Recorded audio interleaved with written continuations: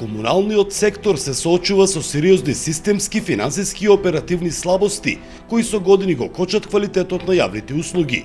Во обид да се обезбеди поддршка за неопходните реформи во секторот, Атком на маса ги стави клучните предизвици, ги детектира приоритетните инвестиции и потребата од идна техничка и институционална помош. Нашиот напор е да се зголеми соработката како и координацијата помеѓу институциите на локално и централно ниво со засегнатите страни во комуналниот сектор и донаторската заедница, се со цел системско и одржливо решавање на најгорливите проблеми во секторот. Финансиските потешкоти се резултат на наталожените долгови и блокирани сметки, тарифи под нивото на покривање на трошоците, недоволна ефикасност во наплатата и високи издатоци за електрична енергија и енергенси. Атком е со став дека финансиската одржливост е предуслов за континуирани и квалитетни услуги, а за тоа е потребна донаторска поддршка за инсталирање на модели за финансиско преструктурирање на предпријатијата, за развој на економските одржливи тарифни рамки и пилот мерки за намалување на енергетските и оперативните трошоци.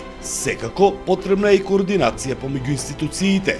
8 различни министерства, државни агенции се одговорни за овој сектор на водни услуги, меѓутоа носител на целиот реформски процес се уште не е познат, како тоа што е од клучно значење за да можат сите оние кои што се вклучени во овие реформски процеси да можат да следат заедничка агенда. Во делот на оперативните предизвици постојат високи технички и комерцијални загуби, застарена инфраструктура, ограничена документација и регистар на основните средства.